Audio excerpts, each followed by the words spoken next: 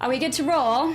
Perfect. Well, in the midst of REDBLACKS training camp, head coach Rick Campbell is giving the guys a little bit of a break this morning and giving us the opportunity to take the time to chat about life and about football.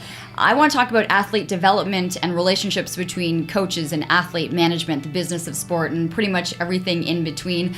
I might not ask at all about a starting lineup or the upcoming cuts of the players. I'm not sure how deep we're actually going to go with that, but I really am looking forward to kind of delving in a little bit more into what life is really like and life with a professional background and professional sports. So that brings us to episode 19 of Living Your Life with Leanne Lang. The podcast brought to you by Extension Marketing. And of course, for more information, you can always head to extensionmarketing.com. Rick, it's great to have you here. It's good to be here. You're like, I'm not sure. I haven't done this long of a format before. Yeah, it'll be interesting. It actually is exciting to talk something about other than starting lineups and all that, because that's obviously what I'm normally doing in media things. But no, this will be interesting. I don't know exactly where this is going to go, but I'm excited. I am too. And I think, for so long, because I covered sports for 10 years, I was so used to the 10-second soundbite.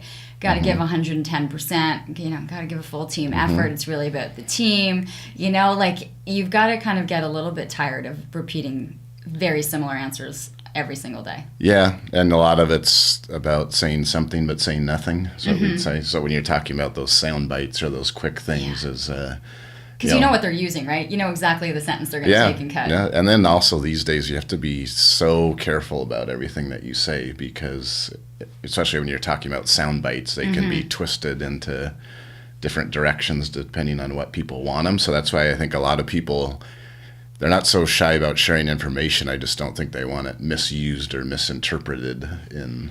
And that's probably something that's changed a lot for you over the course of your career, is how verbal and vocal you can be, knowing that social media, knowing that things are lasting a lot longer than I think they used to if you just had a small recorder kind of placed in front of you. Exactly. It lasts forever. So, yeah, we talked to everybody, our coaches, players, everybody, about Twitter and Instagram and all that stuff is great, and we want to use it because we want to promote the REDBLACKS and all that, but just to treat it no differently than you're saying something to a reporter or whatever it is, because we know the numerous examples of people around North America that have made mistakes doing that. Okay, have you ever watched that, watch SportsCenter or watch Sports Desk and kind of just felt for that person, felt for that coach in that scrum or on the podium and kind of gone, oh God. Some of them you say, what are these people thinking saying this? And then sometimes that something might have been said in a moment or something that they didn't mean it. And then from my point of view, from a head coach, and why I try to, with the players and everybody, is we have so much on our plate on trying to win games and focus on game plans and doing things that we don't. It's hard to get too much side drama going on, or side things that are distractions. So part of my job of being the head coach is trying to keep people on task, just like anything in life, right? If you're trying to accomplish a goal, you're a manager, right? So you look at it like a corporation. Yeah, if there's too many things going on that are not about accomplishing the goal, then that sometimes not a good thing. No. Okay. We've hit on the fact that your life is right now, it is all football, but I want to kind of rewind quite a bit. If I were to ask you right now, if you weren't involved in the sport of football, what would you be doing? If you had been born into a very different family or environment, what do you think you would be doing? So my best buddy and I have had many conversations over a beer over this one, because we didn't really come up with a good answer, and we made it so it couldn't be involved in sports in any way. You can't say, well, I'd rather be a basketball coach or something like that. So I don't have a really good answer other than I think I would be a school teacher, if you count that as not coaching. Coaching's kind of like teaching, but I actually taught high school for 2 years. So when I was first out of college, I went into teaching, and I taught high school in Spokane, Washington. So Were you born in Spokane? I was. Yeah, okay. Yeah. So you're born, because you're an American, born in America, but although you actually... I'm Canadian now, too. You spent enough time in this. 2012, I became Canadian on Canada Day. So I'm coming up to my anniversary here of, what would that be? Yeah. 6 years? What was it that made you want to make it official? Well, Canada's obviously been a big role in my life and my family's life, and also I was a guy that became a permanent resident, and so I would always have to renew it every 5 years, and it got to the point of like, what am I doing? You just here? didn't want to do the paperwork anymore. No, but it was good. It was proud to be a citizen of North America now. So, but no, it was a big day of. I actually remember when I became a citizen. It was on July 1st, so that was pretty special, and it was in Calgary. I was coaching with the Stampeders.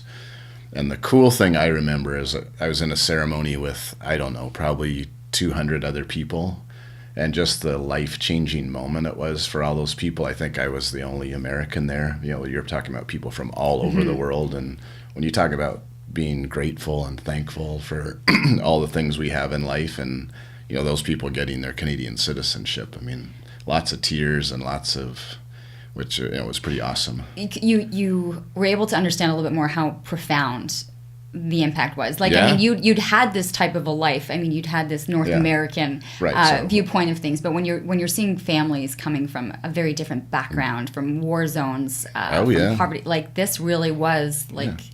I mean, I thought it was going to be a big deal to me because it was, because I'd lived in Canada and all that, but obviously it wasn't changing my lifestyle or what I was used to, so it wasn't, completely turning my life around, but obviously a lot of those people it was, so it's pretty cool. Yeah, you took it in.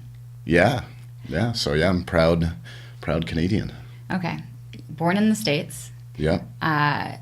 Were you an active kid? Like, were you immediately throwing a football? Very active. Okay. I've always played a bunch of sports, and I come from a sports family, but my parents did not force me into that at all. My parents were very good. I would say if you ask my parents what they would hope for their kids is they just want them to be happy and content with whatever they're doing in life. So I never was like pushed into things, but how many siblings? You talked about there were a couple. How many siblings? I have 3 sisters, two older and 1 younger. Were they encouraged to be active? Yeah, I'd say we were. Yeah, we would naturally we were active, and just that we were outside, and whether it's running around in the park or definitely an outdoors family. We weren't. I didn't grow up on video games and doing that. We definitely were. So from that standpoint, we were just naturally active, and then.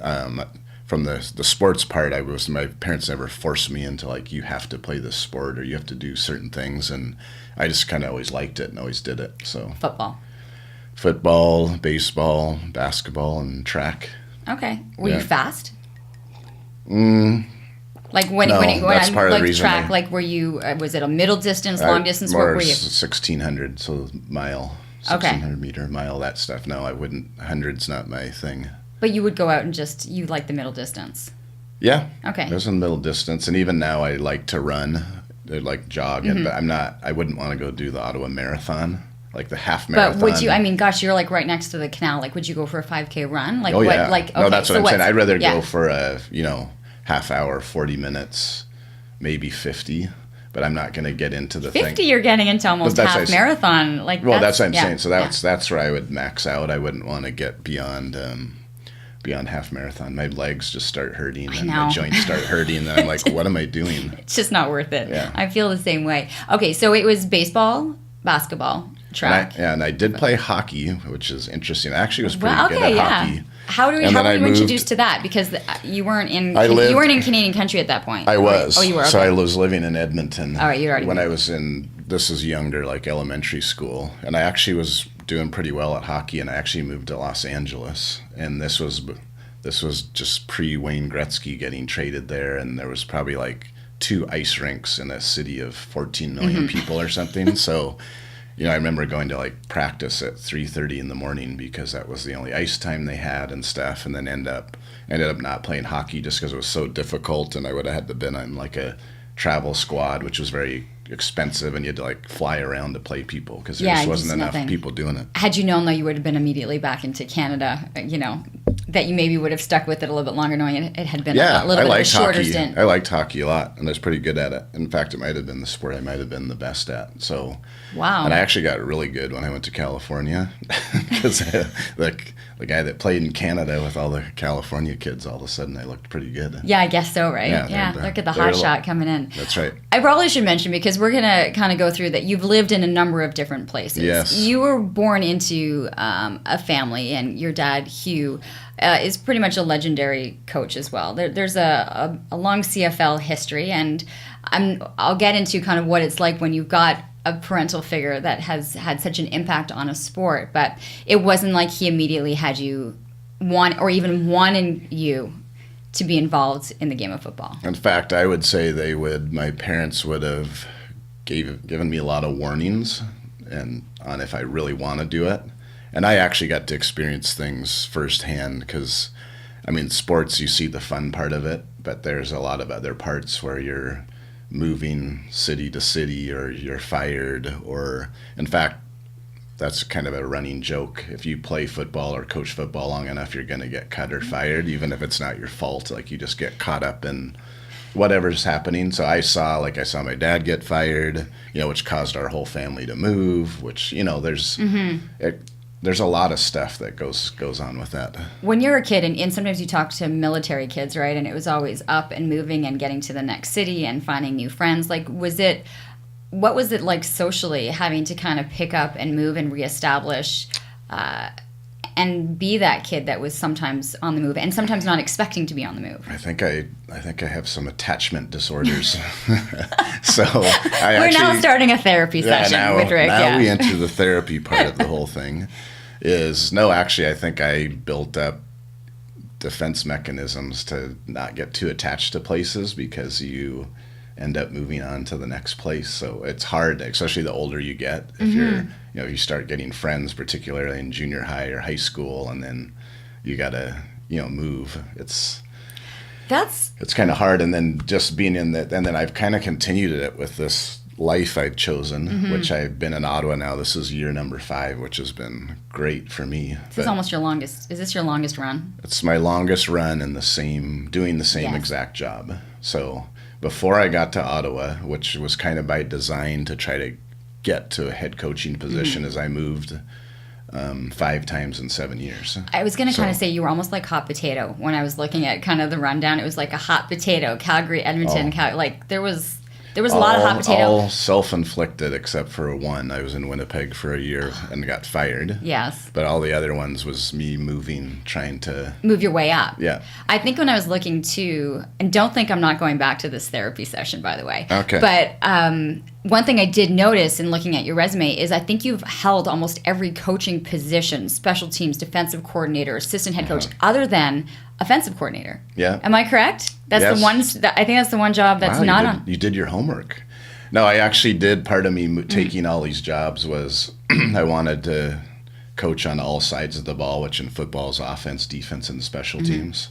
And I've been a position coach and a coordinator of defense and both special teams. And then I wanted to work on offense for a year, which I did in Calgary.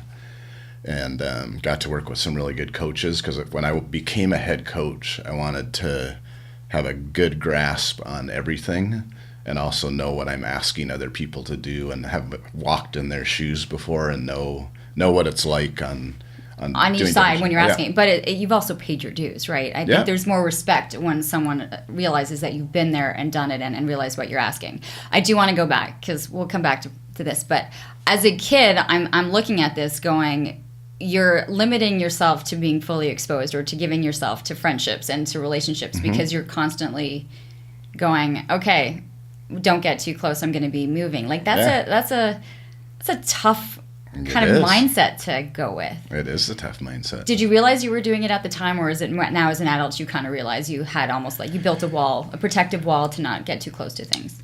I think I realized it more the older I got. So I've always wanted to be a part of the community, though. It wasn't like I would, like in my adult life, like if I went to a team, it wasn't like I just kind of shut myself off from the city. Like I like being in the neighborhood where I live and being a part of it, but I would say that I didn't get overly too close to people intimately, I guess is the way to say it, but I wasn't afraid to like learn about a city and experience it and all that. It wasn't like I just but those are very, very different sides of a person, right? I know that now. You know that now, but you learn, right? And would you change that? Would you say to your younger self it's okay to open up, or do you think it? Yeah, like this is even with Ottawa being like I came to Ottawa when I say blind, I knew nothing about Ottawa and I knew nobody here. I think I remember you. You came to the city. And I think I interviewed you. So for some reason, I don't know what it was, but I was the defensive coordinator in Calgary, and they had talked about Ottawa getting a football team, and I always just had some interest in it, and I don't know why. I'd been to Ottawa just for road games when the Renegades were here, when we would play the Renegades, but that's like being in town for the night and you gone. don't see the city.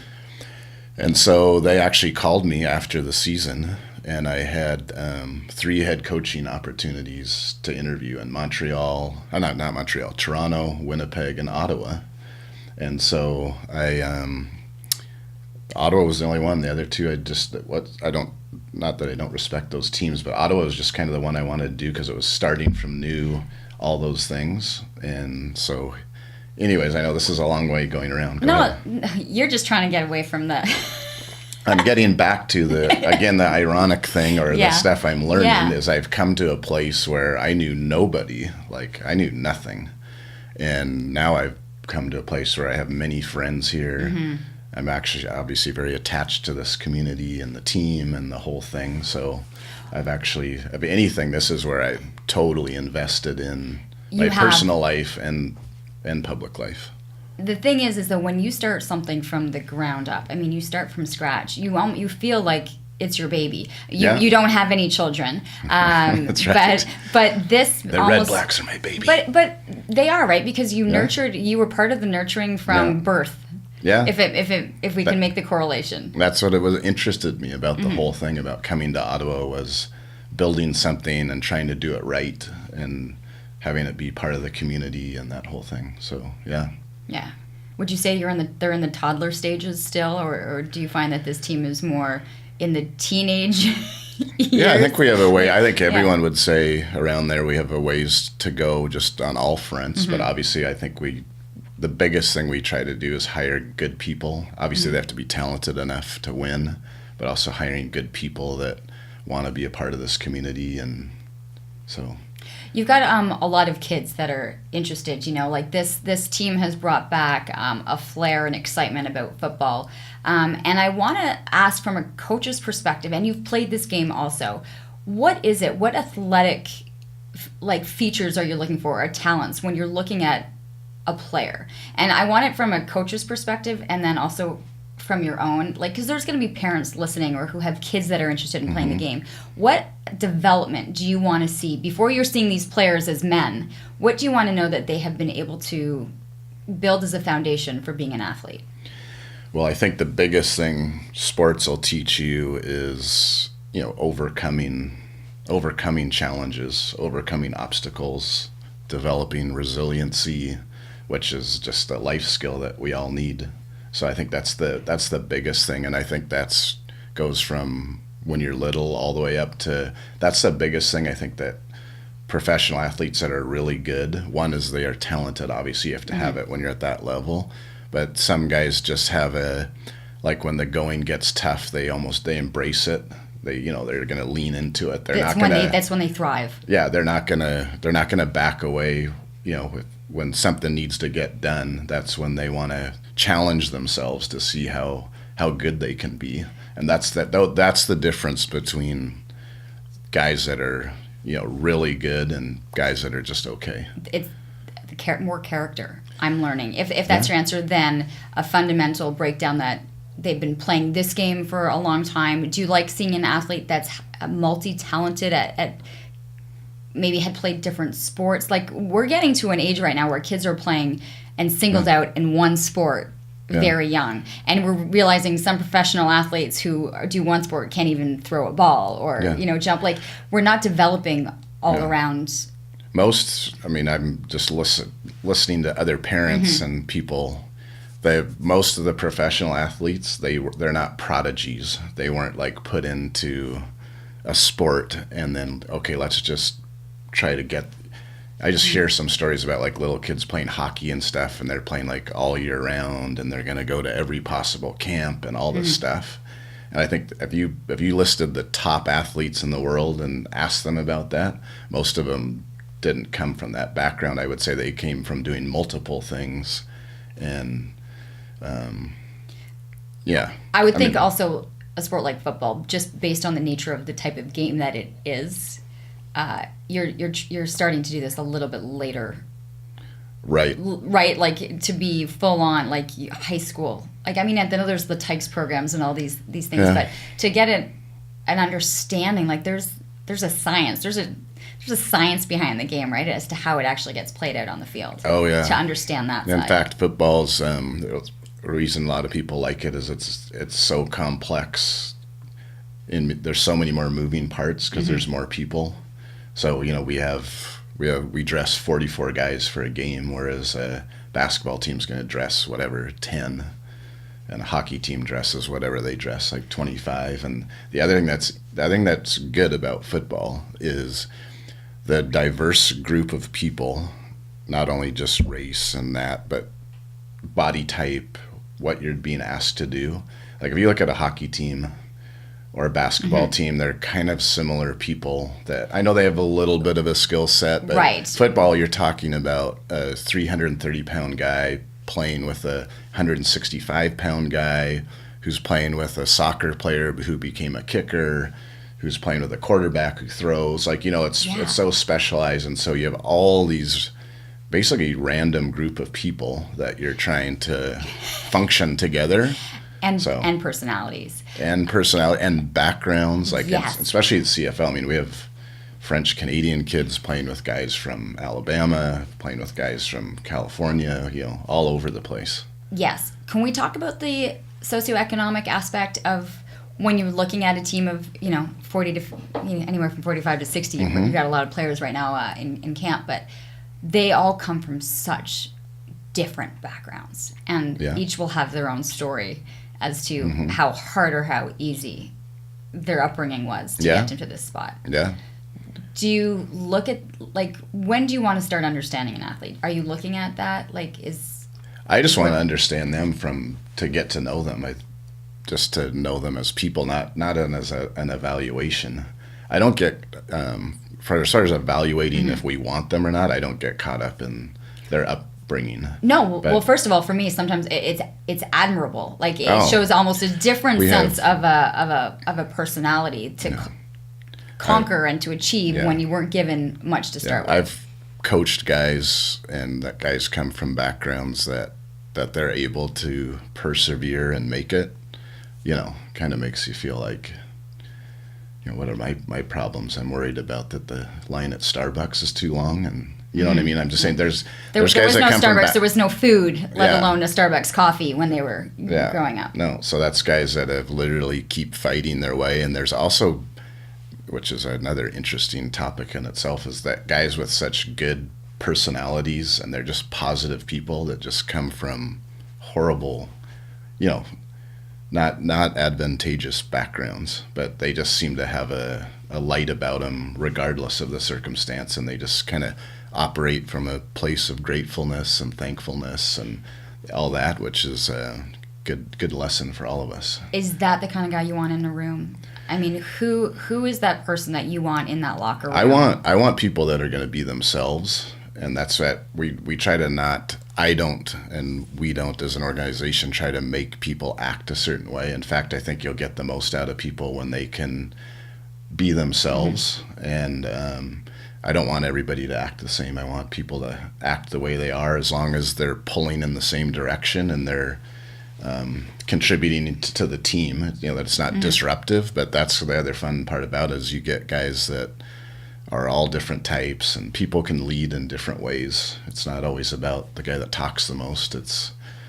Usually it's about actions, obviously, but let's talk about the coaching aspect, because that your philosophy, and I know you give a lot of coaching clinics, right? That you've got coaches that are looking to become better at what they do. And you grew up underneath one of the best coaches. So what did you learn from your dad? What did you choose not to take from things that you might have seen growing up and kind of gone, you know what, if it was me, I would have done it a little different? This podcast is brought to you by Extension Marketing. They are a new breed of marketing agency that acts as your virtual marketing department, designing and implementing cost-effective marketing strategies that will grow your business. I can speak to this personally, as I've been using the Extension Marketing team to help me launch and grow my business. Founder Pat Whalen has been a lifesaver for me, a genuine coach, guiding me along the way into uncharted territory. Tell them you're a friend of the show and receive a free 1-hour consultation. Check them out at extensionmarketing.com. I think in the big picture, the biggest thing is that it's about people and about how you treat them and trying to highlight their strengths and limit their weaknesses. A lot of coaches get caught up in the X's and the O's, meaning the scheme part of it, which is important. But a lot of people can do that. It's not easy, but you can figure the X's and O's out. But I think it's about getting a group of people, a large group of people that have different needs and, are thinking about different things, and all that is trying to get them in line for a common goal.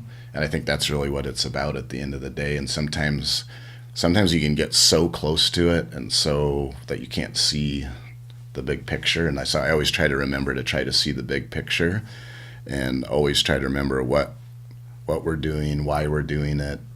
Okay, so let's take the age group of 8 to 10-year-olds. What is that coach focusing on? That's not my expertise, but I can, the biggest thing is... they're looking at you, you've gone through these coaching, 8 to 10, it's learn the game. 10 to 15, it's starting to have that character of that type of teammate. How do you see that progression? I don't mean to put you on the spot. I know, I'm just trying to think, because that's not my expertise, but I know that in dealing with kids is you want to... yelling certainly not yelling at people is not a good thing. It's I think people want honesty. I joke about my neighbor next door who's an 8-year-old girl, and sometimes she'll say to me, Rick, tell me the truth, I can handle it about anything. You know what I mean? So it's about trying to give them good information and being positive and that type of stuff. I think it's about people being themselves. I don't know. I haven't hung around the 8 to 10 year old group enough. I'm just thinking. But I just mean the parent in the stands that's yelling at the ref and yelling at that. That's not. I think they're missing the point. And then, how hard is it when, as a coach, you realize this player? You talked about all of these traits that you see of those that make it.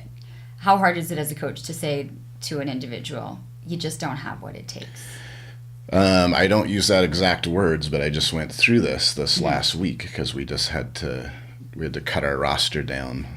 And so that is one of the worst days, is telling someone they don't have a job. That guys take it pretty decently, and they want to know what they could have done differently.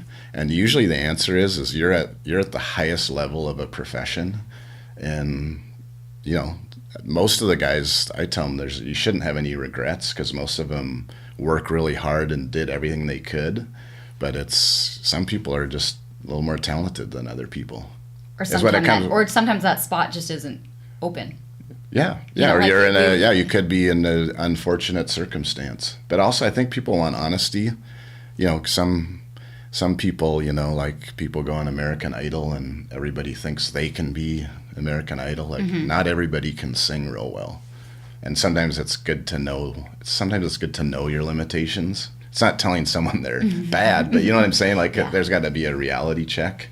So some guys get to this level, and it's a big jump from pro from college, and sometimes they realize it too. Most guys can. They'll sense it. You can sense it. Most things in life, if you're doing something, whatever it is, and you just realize, man, I may be out of my league here. So usually it's that, and then also we try to give guys good information. I tell them, you should keep working at this because, you're just in a bad situation here. We have a really good, whatever it is, we have a couple good running backs and you're just not in a good spot. But I think if you keep working out and keep at it, someone might sign you. Or if there's a guy that's just, if he wants honesty, and I tell him, I don't say like quit, but I would say, you're going to be in tough, and if you want to keep working at it, do it. But you try to give them good information. But you did graduate with that degree, and maybe you should start following up on different opportunities. Yeah. And how much of it becomes you and your team, you and your coaching staff? Have you been around a round table and there's been discussion or dialogue that might not necessarily, you don't always agree? Sure. Yeah. That's why we try to make good decisions. And the teams I've been on, as you make better decisions, the more voices you hear, or I should say the more educated voices that have some good perspectives on things. But I think it's always good to listen to people. And that's what we want to do, is we want to, at the end of the day, our ultimate loyalties to the REDBLACKS, to the team, not to a person or an individual. So I always try to remember that too when we're making decisions, is we're making decisions for the team because we owe it to everybody else on the team. To the people that are buying those tickets to stand in to all of us. Seats. Yeah, to the fans, but also to the other people. I owe it to the coaches and the players and everybody, the other players, that we're going to try to have people around here that give us the best chance to have success. Success comes not only with what's happening on the field, but what they're doing to better themselves, these players. And I think I've seen it with so many other sports. It's shifted in how these players look at this as a job in terms of nutrition, in fitness.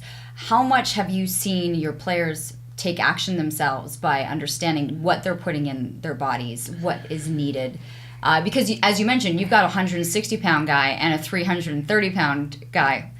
Very different jobs, but both of their bodies need to react in the way to perform. Yeah. So what's kind of been neat to see over the years is, and you see kids, high school kids, even college kids, they're armed with so much more information just because of Google or whatever. There's just more information online and all that, so they have so much more information. But it's also been a bigger part, especially when you get to our level, as we give them resources of a nutritionist and a strength coach and all that, and to make sure it's tailored to what they do to on the field. To the 160-pound so guy and the 330. We're not telling John Gott and Deontay Spencer the same thing. Put it that way. They do two different jobs, and they're asked to do different things. How do you explain a 330-pound athletic man? How do I explain it? Sometimes I would look, on TV and I would see these massive men, trying to just move or shove, and yet they're what you would consider. Would you consider them in shape? Would you consider them? They have to be, yeah. But they're not. It's not like bodybuilders. They're not trying to be, just muscle bound. They need to be athletic. There's not muscle. There's some jiggle. There's some jiggle room in there. No, there Can is. I say that? Yeah. Sometimes I'm like, how is there jiggle, and why is there? Because when you're being paid a lot of money to play a sport and be in shape. Yeah. So most of them shouldn't be that way, and but when you're that big of person, you're not going to look totally cut. Right.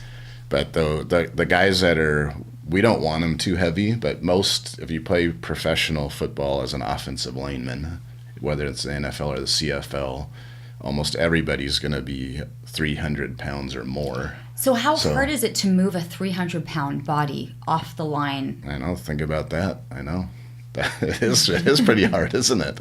So, no, that's why, guys are bigger and stronger just because of, they're armed with more information. And guys we don't have to prod guys into eating well and stuff. I mean, a few of them you do, but it's also their job. So at this level, like at the pro level, is if they don't take care of themselves or they don't do their job well, then they're just going to get replaced. So there's obviously plenty of motivation there for guys to to want to take care of themselves because their body is that's how they make a living. How have you done that? I mean, I know you mentioned that you can go for a 30 to 50 minute run. Like, are you of the belief that you're better there if you're feeling and healthy and me? Yeah. Of course. Yeah. Yeah. Have you seen that with other coaches? I would say it's not always. Yeah. I actually been trying to do a good job. A lot of coaches burn out in professional sports because there has to be some type of, perspective and balance because the competition level is so high. And so one quote I always liked is that you have to act like it's the most important thing in the world, but understand it's not. That's a good one. So you have to, in order to compete at this level, you have to spend a lot of time and a lot of hours and act like the Red Blacks are the most important thing in the world. And that's kind of how I approach it. But at the same time, I know that it's really not. And that, we're not curing cancer. We're not on a battlefield with guns. There's much bigger things going on in the world than us. But to compete at this level, you have to act like it is. And it's an interesting perspective to say at the moment it is. In the larger perspective of what's happening in the world, it's not. But you've taken it on to be as best armored. What is that like?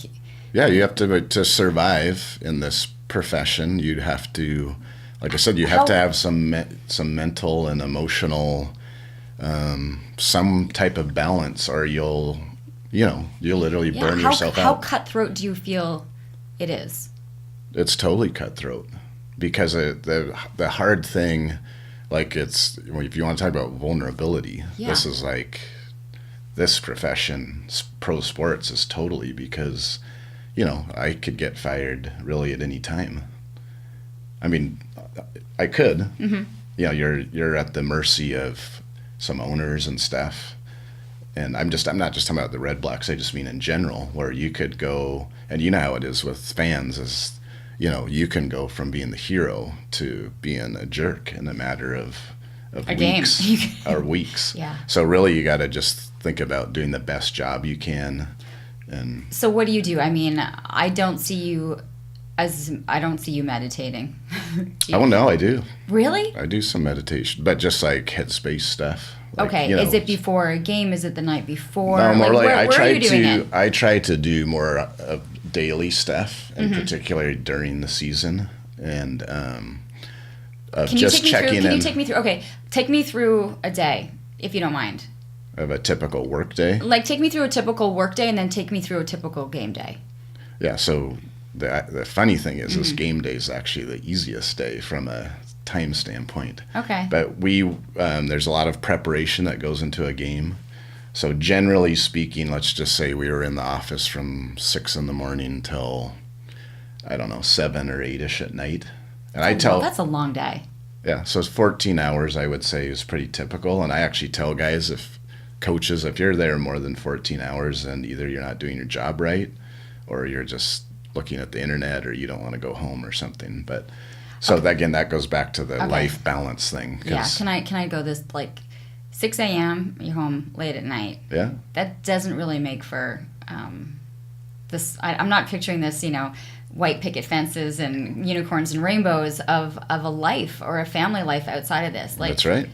So there's a lot of the pro side of sports. You can see the glory part of it or winning and stuff, but there's a whole bunch of other stuff that, in fact, when my parents would give me warnings like, "Are you sure you want to get involved in this?" So like people would joke about if you want to coach pro sports, okay, so no job security, the public's going to criticize you if you make any mistakes. Long hours, not a balanced lifestyle, dealing with people's problems. Like if you looked at it from that, which is actually kind of all true, and then you're thinking, okay, do I want to get involved in that? But obviously there's some huge benefits, and that's why people love doing it. But that's why it takes a certain personality. It right? definitely it does. Yeah, if you it's naturally there's going to be a roller coaster ride to it because of the winning and losing or good days or bad days when, people are doing their jobs or things are going sideways a little bit. So if you're a personality that accentuates the roller coaster, like the high, and you take it higher and then the bottom's going and you make it worse, those are usually the guys that either lose the team or lose themselves just because your body can't deal with that.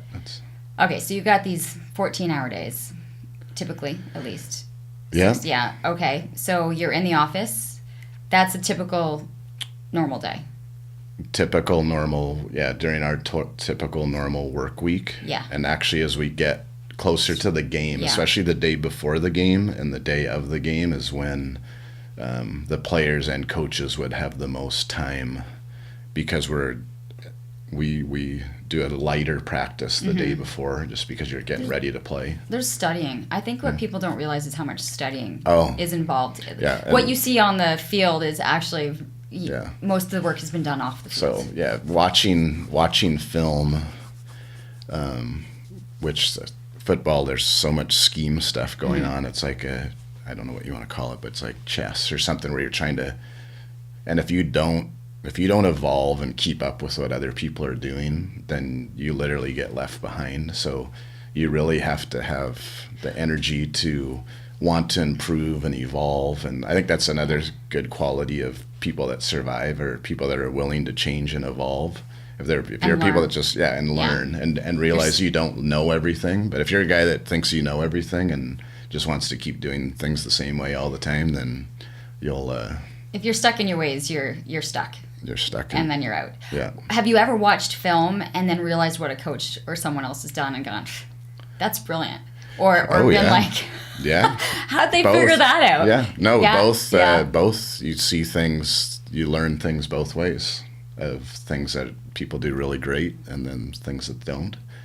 And then the other thing, I don't think you really appreciate when people judge what people do in the moment, is it's hard to appreciate it unless you've lived it.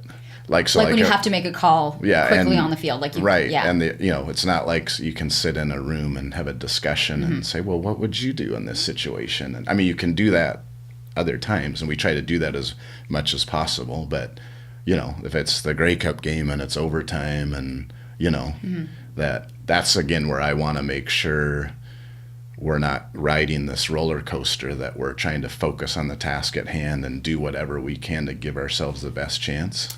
Well, so there was an overtime and there was a Grey Cup. That's why I'm giving an example of... And there are decisions that have to be made incredibly quickly. Do you look back on the Grey Cup win and think, God, some of those decisions were just, they worked. Like, that was experience, or that was just gut instinct making some calls. Yeah.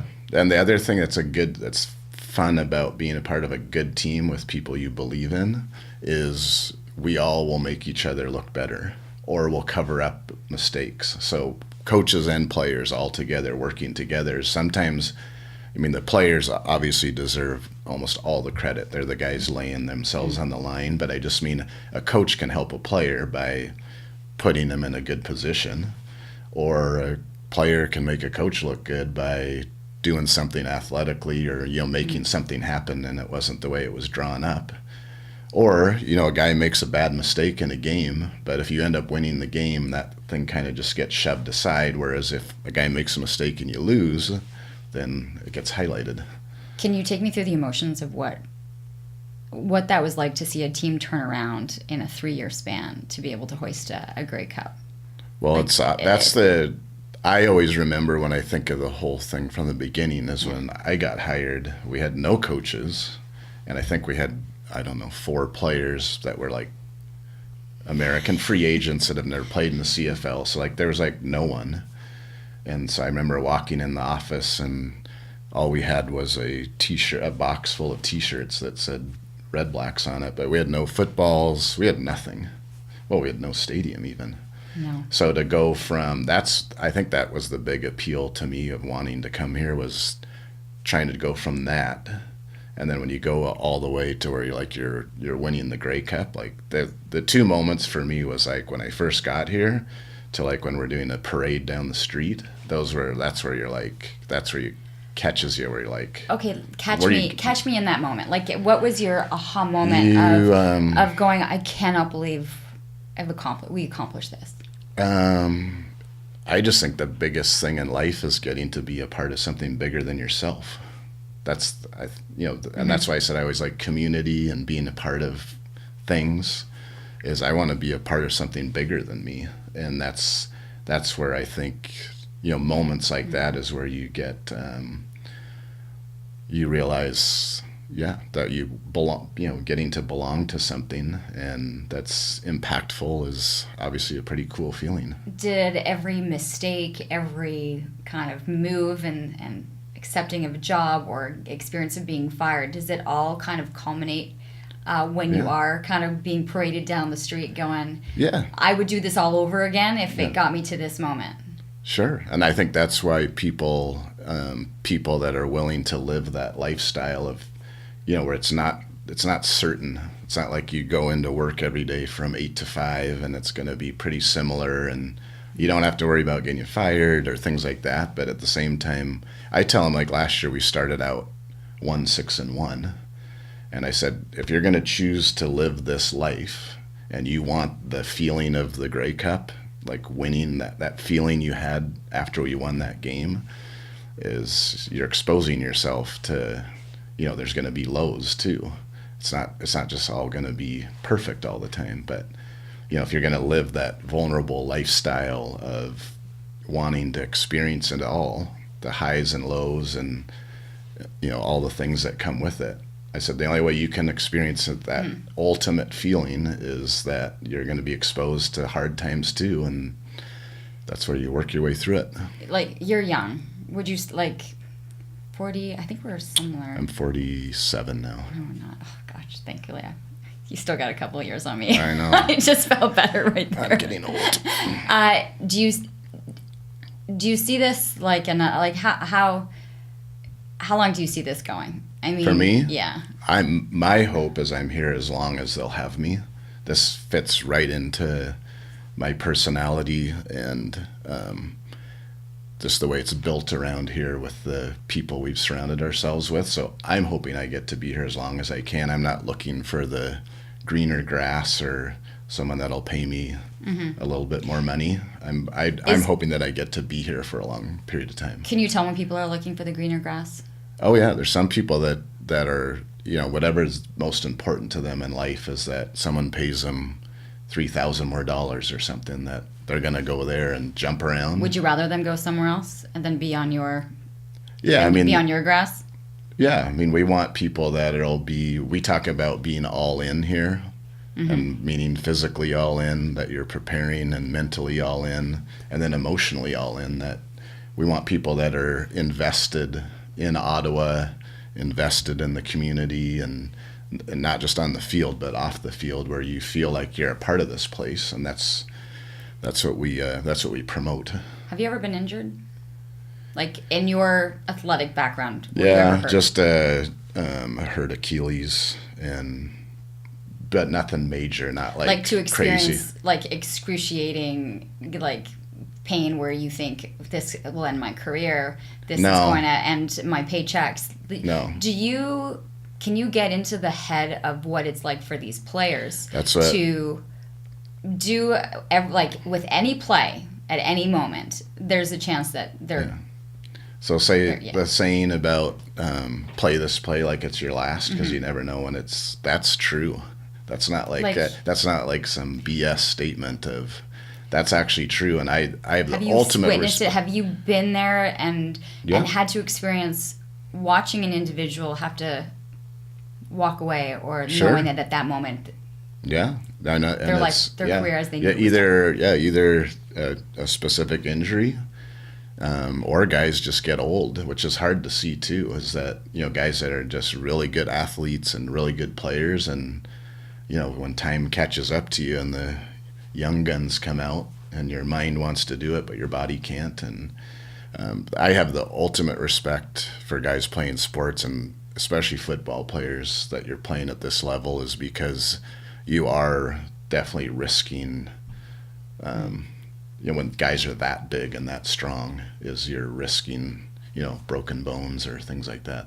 What about concussions? How has that changed? And I'm assuming over the course of your coaching career already, the acknowledgement of what's happening with concussions or hits, that you're not seeing it all, but you have to take science or so we're it's taken very seriously, and guys have to go through a whole protocol before they can come back, and they're very careful with it, and it is something that is taken very seriously. But I think football's been singled out compared to other sports, and I'm not downplaying it. I'm just saying, like, we're not a sport where you try to punch someone in the head like in hockey. I'm not trying to knock hockey, but I'm saying, but like, what would people think of football if you actually could just go punch someone in the head? So it's taken very seriously, and we're trying to implement rules all the time to make the game safer. I mean, there's been changes. I mean, the way you practice. Yeah, we don't practice the way you practice pads is very different than what it was 15, 20 years ago. Yeah, so I think there was a mentality of even 30 years ago of like, we got my bell rung, but I'm going to keep playing. That's been gone for a while. But yeah, that whole mentality is completely gone. And there's even rules on tackling now of not leading with your head. And so it's something taken very seriously as far as the concussion thing. But I think people should get all the information before you just say, well, I'm staying away from football because it's too high a risk. But I don't know if you look like even soccer and the concussions in soccer. Yeah, I'm just saying, but it's never discussed. I'm not knocking other sports. I'm just saying right now football has been, and mainly because of the NFL with a huge lawsuit. Listen, there's some devastating stories that have come out, of it's that. Bad. And I'm not downplaying it. I'm just saying. I think people are just becoming more educated and understanding, and I think that's where you kind of sometimes say people put their lives on the line for this experience, right? To live this life of a professional athlete or these careers, and it costs sometimes. Yeah, it's people that not in pro sports, but even people that want to go hike a mountain or go downhill skiing or whatever you want to do. You're putting yourself at risk, but sometimes those are the moments where you live life the most. Are you an adrenaline seeker? I like stuff like that. I wouldn't say I'm an adrenaline junkie, but I'm up for bungee jumping or you'll do all of that. Yeah. What's the craziest thing that you've done? That's a good question. Looking back, I went down this run at Lake Louise. I like skiing, but it was ridiculously steep. You're going down, where you're just kind of hopping down the side of the mountain, and I'm just thinking, you're literally, when you're stopped, you're your shoulders against the, oh my God. And looking back, I was like, that probably wasn't too, I just did it with a couple other people, but I'm just thinking, if you fall in that moment, you're going to be going a long way. But I'm definitely willing to do things and like to do things, but I'll calculate in making sure that the odds are in my favor, nothing awful is happening. If you have a team bonding activity that doesn't involve you guys being on a football field or anything, what would you want these guys to do? Well, the time where you have the most team growth is actually hearing other people's story, of letting guys stand up and talk in the room about where they come from. Or we kind of have we do have a thing. I make people, when we introduce ourselves at the beginning of the year, is you have to talk about an interesting thing about yourself. And it's just kind of interesting the more guys talk to each other, but that's where I think the team building happens, is spending time not talking about football and talking more about either what makes you tick, what other gets you going in life, or your past, and learning about that. And do you find that some of these players have really interesting passions outside? Oh yeah. I've known some. Yeah. I remember Donnie Ruiz, who played with the Renegades. Yeah. But he was an artist, and he had these paintings. As soon as they were off the field, it was and some were soldiers, in the off season. There's an off season for some of them.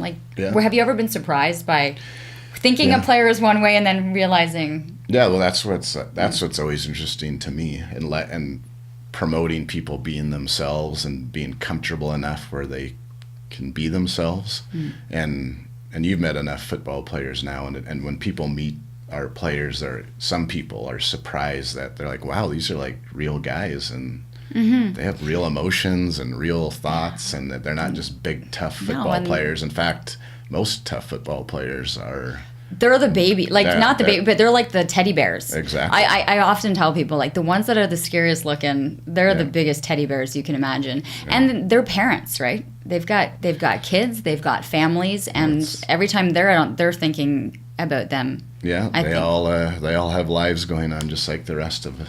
So right now they've got the lives underway. They've got a season about to start. Because I've got to get you back onto the field in a couple minutes. Yeah. Do you like are you excited? Like, every kind of year that this comes about, you've got a fresh start, a different set of individuals, strangers that are getting to know each other in these team bonding locker room chats. How do you see things unfolding? The biggest thing I like about this year's team is we have a good vibe, a good spirit about us, and a want to compete, which I know that seems like that should be obvious, but there's a lot of times in pro sports, it's going to come down to the fourth quarter. And the good teams are the ones, like I had said before, are the ones that don't get nervous and they don't flinch. They're actually going to say, okay, it's time to get it done. And we've shown signs of that, some good signs of that. And part of that, you can't just make that up and just say we're going to be that way. Part of it becomes from belief and kind of the personality of the guys. And so I'm very hopeful from that standpoint, and that I know there's going to be some tough games this year that are going to be close, and all signs point to that our guys, I think they'll embrace those moments, which will be good. And how do you see yourself embracing those moments, being in that position as a coach, and what are the goals that you're setting? If you're doing this meditation and you take some time daily to kind of go through things, I just try to make sure I'm taking care of myself. Sometimes we overlook those things in life, but I think if I can sleep. Sleep is a beautiful thing, Rick. I've learned that sleep is unbelievable. Yeah. Usually for me, if I eat decently and I can get myself to sleep and I exercise some, usually I'm pretty good to go. And sometimes can you shut off at night? Like, can you go to sleep like at night, or are you singing X's and O's and graphs and video? Like, yeah, no, it's there are some night sweats and things that happen. Mm-hmm. But usually it's dealing with, again, it goes back to with people and that they're on track that way. You do think about the scheme stuff and all that, but I said usually it comes down to about people and stuff. But there's definitely some sleepless or less sleepless nights, but I'm trying to do a good job of taking care of myself. Would it be before the game or after a loss? Both. Yeah, you never know what the day's going to bring. And some days you walk into the office and you're in a great mood and you're like, let's go, and then it turns out to be one of those days. And then other times you might be dragging in there a little bit, and then you're always surprised that people pick you up. So it all depends. But yeah, a loss is tough. Put it that way. Yeah. The losses are tougher.